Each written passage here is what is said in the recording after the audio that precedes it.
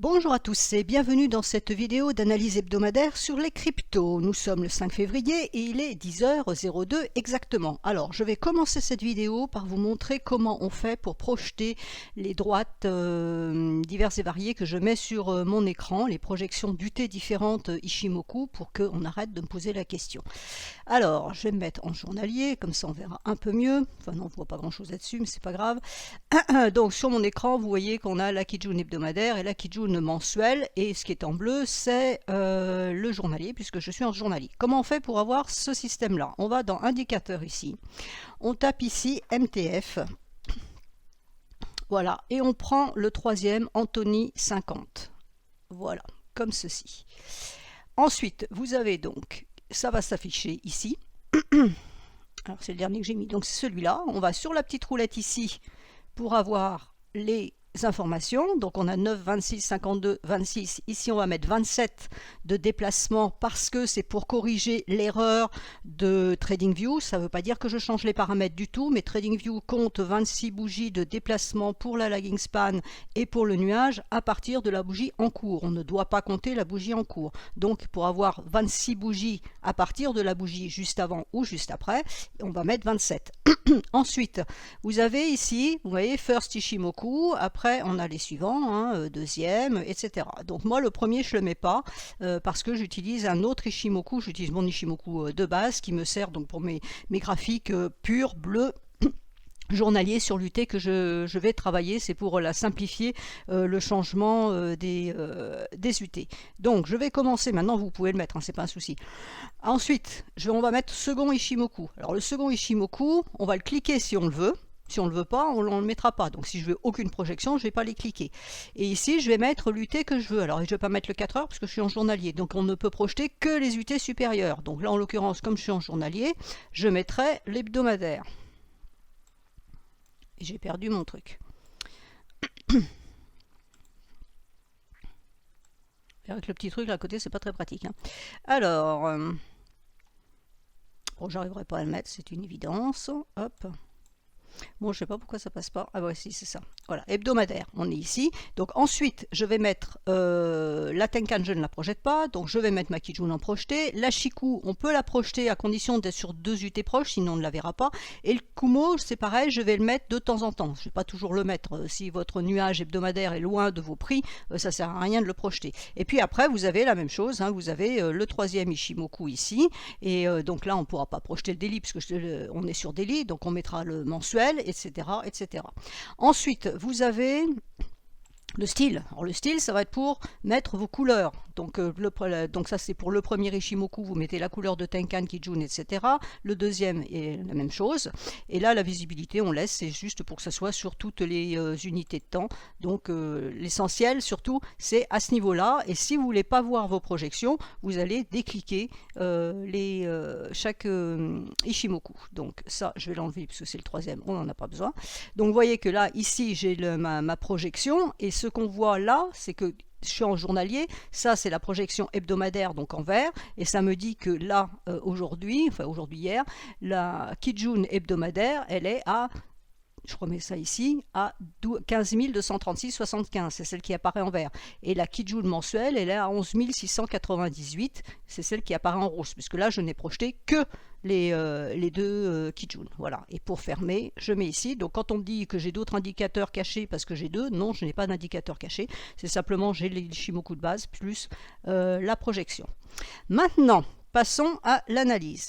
Donc, vous avez remarqué cette semaine, comme la semaine d'ailleurs précédente, ça fait 2 semaines qu'on en bave un petit peu sur les marchés, qu'on est, on va dire, dans le royaume de l'absurdistan, hein, il n'y a pas qu'au niveau du gouvernement qu'on est dans ce royaume-là, il semblerait que les marchés aussi aient pris cette tangente, c'est une donnée générale. Et donc, voilà, les bons chiffres font baisser les valeurs, et tout à l'avenant, enfin bon, c'est du grand n'importe quoi, c'est du grand délire, avec des écarts qui ne représentent absolument rien, donc c'est un petit peu compliqué. En ce qui concerne le marché des cryptos, qu'on va voir juste après, ça a été plutôt plan-plan, hein, et puis là hier ça s'est agité, donc on va voir pourquoi ça s'est agité et qu'est-ce que ça va donner là dans un futur très très proche au niveau justement des niveaux qu'on peut aller chercher et que peut donner cette hausse, est-ce que c'est une hausse pérenne ou pas. Alors, sur mon écran, vous avez le Nasdaq. Donc, je vous rassure, je ne me suis pas trompée, je sais que ce n'est pas une crypto. Pourquoi je vous ai mis le Nasdaq? Parce que je n'arrête pas de lire partout que les cryptos sont liés au Nasdaq, sont liés aux valeurs technologiques. Donc, si la techno baisse, les cryptos baissent, etc., etc. Alors, le lien de causalité, je ne vais pas aller le chercher parce que je ne valide pas du tout les histoires de corrélation. C'est pas parce que j'ai 4 marchés qui vont baisser ou monter en même temps qu'ils sont forcément corrélés. Hein. Il y a une corrélation, ça veut dire qu'il y a un lien direct entre deux données.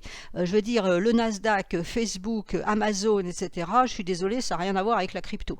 Donc, quand on me dit que c'est corrélé, non. Oui, le Nasdaq, il baisse, oui, les cryptos, elles baissent. Mais je vous ferai remarquer que le Nasdaq a baissé alors que les cryptos ont fait de l'horizontale. Donc déjà, la corrélation, on va la relativiser. Après, c'est une ambiance générale et il faut prendre les marchés pour ce qu'ils sont individuellement. Donc, si je dis que le S&P, par exemple, est corrélé avec le Dow, est corrélé avec le Nasdaq, on va dire dans un certain sens, là, il y a une certaine logique puisque ce sont 3 marchés américains.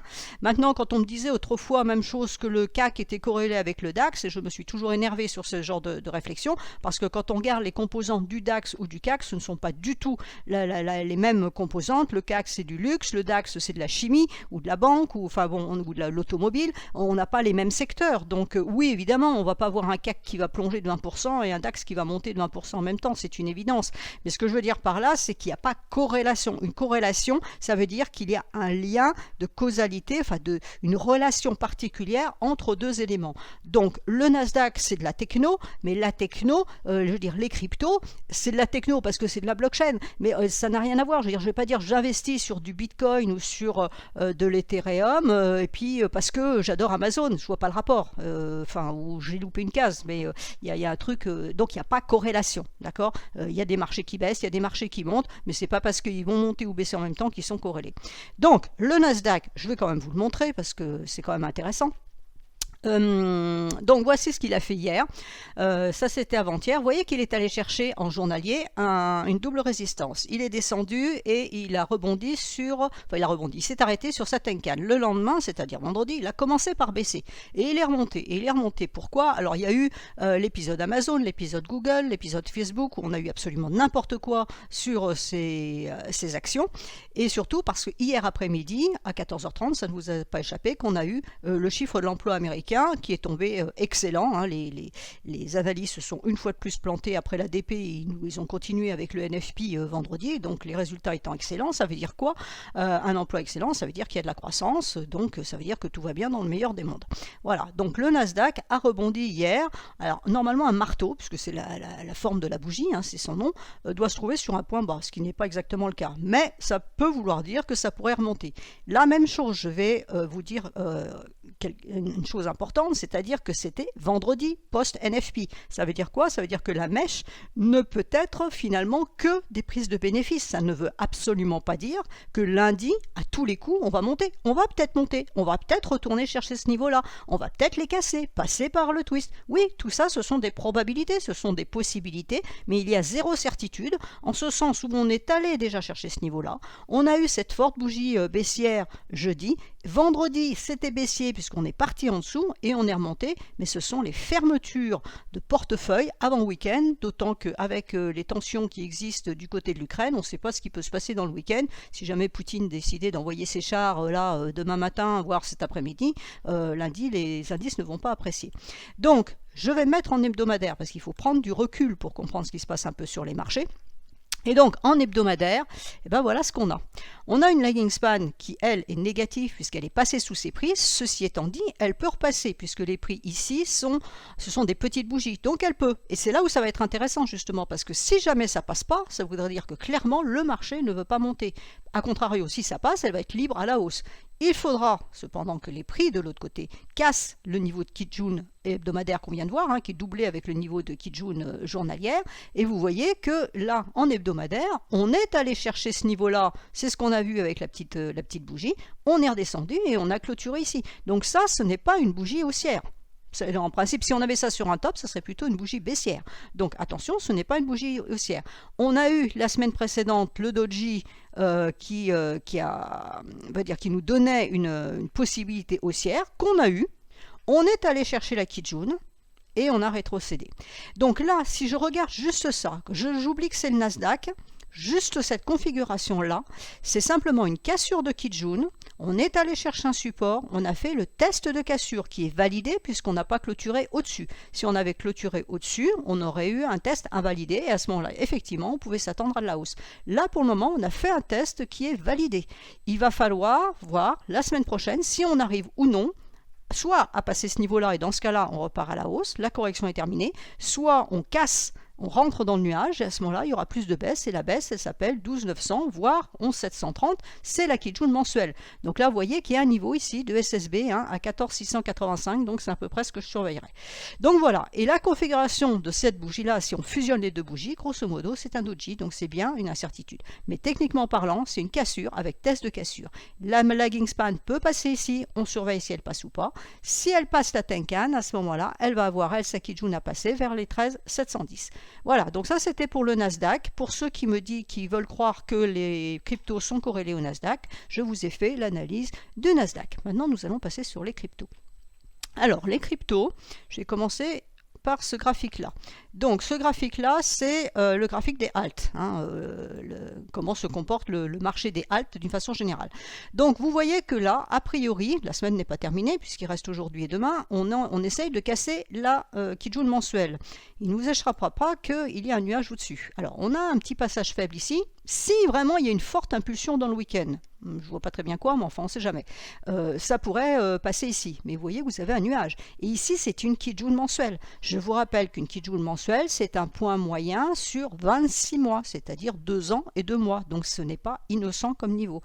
Voilà. Donc, tout ça pour dire que ce n'est pas parce qu'on a eu une envolée hier soir que tout va bien dans le meilleur des mondes. Donc, la même chose, cassure, on a le doji, test de cassure. On peut aller chercher ce niveau-là. On peut là monter et aller chercher ce niveau-là. On peut même aller chercher la Tenkan qui est ici. Et on verra ce qui se passera sur ce niveau-là.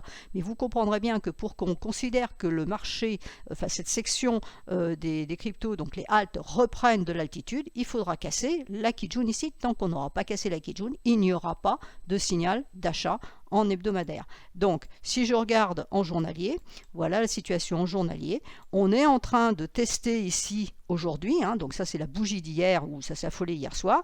Donc là, on est en train de passer la Kijun mensuelle, à voir si en clôture on y est bien. Vous voyez que la lagging span, pour le moment, elle n'a pas tellement d'amplitude à la hausse. Alors dimanche non plus, lundi, ça pourra devenir un peu plus intéressant. Mais voilà, est-ce qu'on sera toujours au-dessus ou est-ce qu'on sera repassé en dessous? Ça sera à voir. Donc vous voyez que quand mon Nasdaq était en train de couler, mais les halts, elles, faisaient de l'horizontale. Donc on va oublier la corrélation Nasdaq. Ensuite, les halts par rapport au Bitcoin. Les halts par rapport au Bitcoin, voilà, les halts surperforment le Bitcoin. C'est pas un scoop. Quand on regarde ce que fait le Bitcoin, clairement, on avait bien compris. Donc, venons-en au Bitcoin. Alors, je vais prendre l'autre graphique d'abord. Donc, en journalier, voilà la bougie d'hier. C'est monté. Ça, je ne vais pas vous dire le contraire. Je vais quand même vous montrer quelque chose. Ce que je vous ai expliqué tout à l'heure par rapport à la lagging span et les petites bougies. Regardez ce qui se passe ici. On a 3 doji. Et là, pour le moment, donc hier, la bougie d'ici, c'est la lagging span qui a clôturé sur le corps du doji, ça veut dire qu'elle n'a pas cassé le doji. Là, pour le moment, on a un petit rien du tout. Voilà, donc le marché hésite, on commence déjà à hésiter. Donc, bon, l'embellie d'hier, on va peut-être aussi mettre un petit bémol. Et donc, la lagging span, ici, elle est sous le doji. Alors, elle peut passer. Elle peut passer. On a 3 doji ici. Donc là, ça peut passer. C'est faible. Après, ça sera un peu plus compliqué. Mais là, ça peut passer. Donc, tout n'est pas perdu, j'ai envie de dire. On peut garder l'espoir. Comme on dit, fingers crossed. Donc, voilà. On a un niveau ici de résistance à 42 495. Donc, on va voir si ce niveau-là tient ou ne tient pas. Alors après, on peut fumer la moquette et dire, OK, on monte, on latéralise, on passe par là, et blablabla, et blablabla. Donc là, c'est ce que je dis, c'est... faire des plans sur la comète. Donc, je reviens à une situation générale. En hebdomadaire, on est venu chercher la Kijun mensuelle, ça vous le savez. La lagging est en train de remonter, les prix sont en train de remonter. On est sur une deuxième bleue, mais vous voyez qu'on est sur le haut du nuage hebdomadaire et on a la Tenkan qui vient en renfort ici. Donc, pour le moment, ce n'est pas écrit du tout que c'est haussier. C'est dit simplement, on est en train de corriger parce qu'on est allé chercher un niveau fort, on y est allé avec 3 bougies rouges, donc on est en train de faire la correction. Oui, il peut y avoir une troisième bleue qui monte et qui clôture à l'intérieur du nuage. Et c'est justement ce qu'on va surveiller. Donc, je reviens sur ce type de graphique, puisque ce matin, il y en a déjà qui ont commencé à dire sur Twitter, oui, la vaxée, elle est terminée, c'est du pipeau, machin bidule. Donc, je vous parle de ma vaxée, que j'aime bien personnellement, qui pour le moment n'est toujours pas invalidée, d'accord? On garde toujours ce schéma-là. On a la A, on a la B, la C. Peut-être qu'elle est terminée, oui, en ayant atteint le niveau de Kijun mensuel. C'est une possibilité. On est venu chercher le dessous du nuage, on ne renverse pas la tendance pour le moment puisqu'on réintègre le nuage, on est en situation d'équilibre. Peut-être qu'elle est terminée, peut-être qu'on va repartir, mais je ne pourrais dire que cette vaxée, elle est définitivement abandonnée le jour où j'aurai cassé la Kijun hebdomadaire, parce qu'à ce moment-là, ça me dira qu'on a donné un signal haussier de moyen terme, donc effectivement, si c'est haussier, par définition, ça ne peut pas baisser pour aller chercher le point C. Maintenant, je me mets en journalier, pour que vous voyez bien ce que je veux dire. Quand je regarde en journalier, donc cette vaxée, pour le moment, je considère qu'elle peut se faire en 5 temps. Maintenant, effectivement, il y a des vaxées qui se font en 3 temps. Donc, auquel cas, mon point 3 étant là, ce point 3 pourrait être terminé et donc mon point C aurait été terminé ici. C'est une possibilité, elle n'est pas écartée. Pour le moment, ce n'est pas mon scénario. Mon scénario, c'est on fait du 1, 2, 3, 4, et je vous ferai remarquer que le 4 il est là-haut, donc quand on est passé hier, c'est pas que ça y est la baisse est terminée, c'est simplement qu'on peut aussi retourner chercher ce point 4. Alors le point 4 il est mis à la louche, hein, il n'y a rien de précis dans l'histoire dans l'immédiat. Techniquement parlant, la logique voudrait qu'il aille chercher le nuage et que possiblement, justement, si on est bien dans cette configuration de vaxée en 5 temps, on reparte chercher du C ici et donc le nuage fasse obstacle et qu'on reparte chercher les 100% et les 100% c'est les 30 000. Donc il y a l'école qui dit non ça y est c'est fini, on remonte à 47 et il y a l'école qui dit non c'est pas fini, on descend à 30. Alors j'ai envie de dire les écoles c'est une chose, maintenant on va voir ce qui se passe et on va regarder les niveaux. Donc nous avons eu la cassure de la Kijun hier, on a un signal d'achat de court terme puisqu'effectivement on casse cette Kijun. Maintenant ici aussi on a eu un signal d'achat de court terme et c'est reparti à la baisse après. Donc attention, là la cassure est nettement plus franche donc on peut effectivement s'attendre à ce qu'on monte plus haut, c'est pour ça que cette hypothèse de vague 4 tient la route. Et la même chose, hein, on va surveiller, je vous l'ai agrandi, donc on regardera cette lagging span si elle arrive à passer ou non son doji. Si elle n'arrive pas à passer, il y aura un petit problème. Maintenant, test de cassure, est-ce que si on fait un test de cassure, on redescend jusqu'ici, c'est logiquement ce qui devrait se passer, on devrait revenir jusqu'ici. Maintenant, compte tenu de l'ampleur de la bougie, j'y crois pas trop, ou en tout cas pas en une seule bougie. Ça peut se faire, on peut très bien, aujourd'hui déjà, hein, pour le moment il n'y a rien, donc on ne va pas élucubrer là-dessus, mais on peut très bien avoir une bougie aujourd'hui qui fasse ça, et puis demain on en a une qui descend là, et puis lundi on continue, on teste ça, et soit on traverse et on invalidera ce signal haussier, soit ça rebondit, et à ce moment-là, ok, le signal haussier est là, et on va chercher le 4 ici. Donc, je ne peux pas affirmer que le point C est terminé ici. Je ne peux pas affirmer que le point C est ici. Je n'en sais rien. On va prendre les choses les unes derrière les autres en fonction des niveaux. On a eu un signal haussier de court terme qui a été donné hier à cause du NFP. Attention, il faut voir la raison qui est derrière, parce que tout ce qui s'est passé avant, clairement, il n'y avait pas de signal haussier. Donc là, on a un NFP qui était bon. On peut supposer que c'est ça qui a déclenché la hausse hier soir. Mais je vous rappelle ce que je vous ai dit sur le Nasdaq avant. Hein, donc s'il y a corrélation, il y a un petit problème hein, quelque part. Et on peut aller chercher ce niveau-là. Donc, passons à autre chose maintenant. Ethereum, donc Ethereum s'est emballé aussi, comme tous, donc même chose, hein, signal haussier de court terme. Pour le moment, ça a l'air de vouloir continuer à la hausse. On a une résistance qui est ici, voilà, qu'on est en train de tester. On a la lagging span qui pour le moment est coincée sous les prix, donc là c'est samedi, là c'est dimanche, lundi ça peut monter. Donc lundi éventuellement, si on a bien notre schéma sur le Bitcoin, donc logiquement les autres devraient avoir le même schéma, hein, on pourrait envisager sur le ETH de monter à 3237, voire ce grand niveau de Kijun hebdomadaire à 3290. Et le haut du nuage ici, le bas du nuage pardon, est à 3360. Voilà, donc on peut aussi faire ce schéma-là. Alors, on va mettre une droite de tendance ici, que je la cherche. Voilà. Donc, j'ai pris les deux points hauts significatifs ici. On prend les mèches, on ne prend pas les corps. Donc, c'était quasiment testé ici. Et donc, vous voyez que là, le haut de mon nuage, il commence à y avoir déjà un petit problème. On est pour le moment quoi que certains veulent dire. On est dans une tendance baissière, mais ce n'est pas un bear market puisqu'on est toujours au-dessus de la Kijun mensuelle.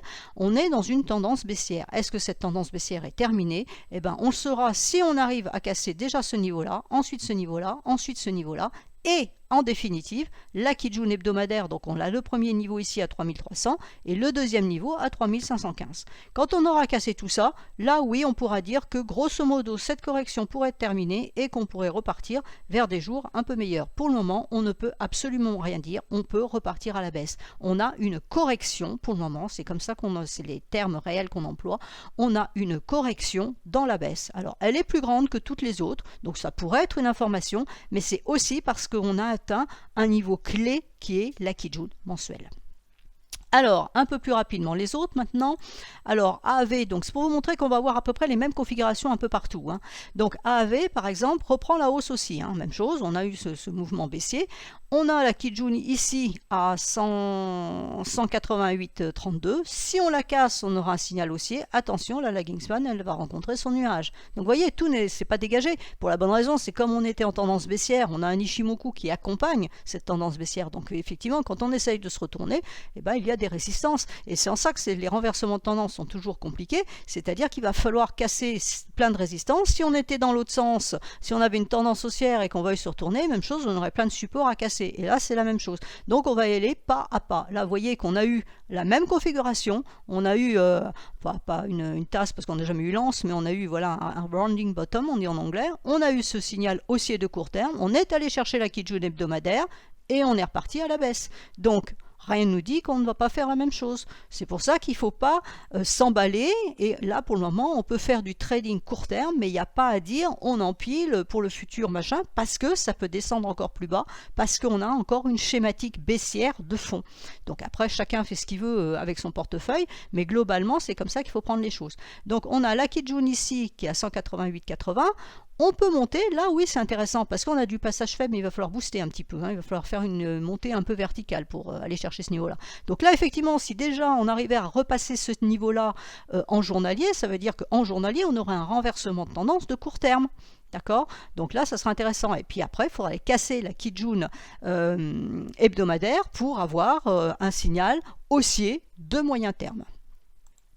Ensuite, ADA, c'est exactement la même configuration, hein. Rounding bottom. Le niveau à surveiller à la hausse, c'est 1,28. Donc, c'est des niveaux qu'on peut aller chercher. Si là, il y a de la correction intéressante, on va dire si l'impulsion d'hier donne quelque chose autre que simplement une conséquence de NFP, on peut aller chercher ces niveaux-là. Mais c'est là où on verra s'il casse ou pas. Donc, les 1,200, allez hop, on va faire à la louche, 1,278. Là, c'est pareil, on a un twist. Donc, à la limite, si on casse les 1,278, voilà, nous sommes le 15 février, on peut passer ici. Et là, on aura par contre la Kijun mensuelle qui sera en résistance. Même chose, on a ici une droite de résistance, vous voyez. Donc, même si on veut casser ça, on va avoir un petit problème à ce niveau-là. Atome. Alors, Atome, donc, elle n'est pas retournée chercher sa Kijun mensuelle, donc plutôt une configuration positive, mais vous voyez comme moi qu'il y a un nuage en travers du passage. Donc non seulement il faut casser le nuage ici, pour le moment la bougie on est déjà sur une troisième bleue, donc ça inciterait plutôt à dire que ça aurait peut-être envie de baisser.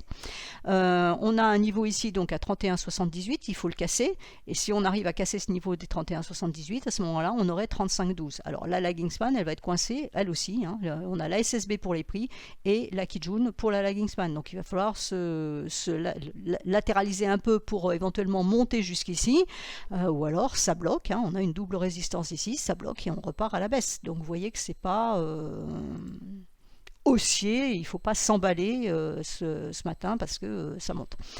AVAX est coincé entre la Kijun journalière et la Kijun hebdomadaire. Donc hier soir, cassure, là on a fait le test, mais pour le moment on est pile entre les deux. Pourquoi on est pile entre les deux? Parce que la lagging span ici, elle bute sur la Kijun hebdomadaire.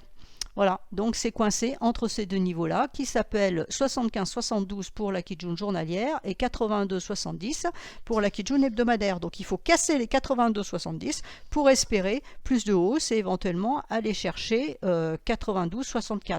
A contrario, hein, si on recasse la Kijun journalière dans l'autre sens, ça veut dire qu'on invalide ce signal-là et donc on passe baissier. On reprend la baisse plus exactement. BNB, donc BNB, la Kijun mensuelle a tenu.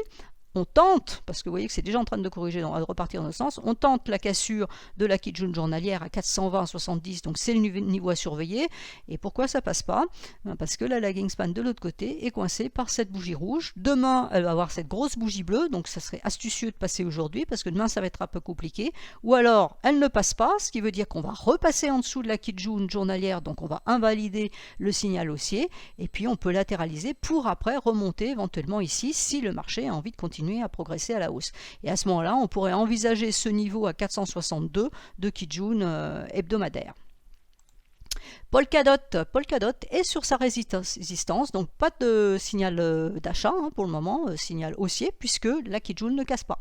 Donc on va voir si ça casse ou pas. Alors Polkadot, elle a encore de la marge, si elle arrive à casser cette Kijun, parce que vous voyez, la lagging span peut monter au moins jusqu'au 25,44. Mais on a ce niveau-là à 22,17, ensuite on a un niveau à 23,42 ici, et enfin un niveau ici à 24,25 on va dire, la SSB.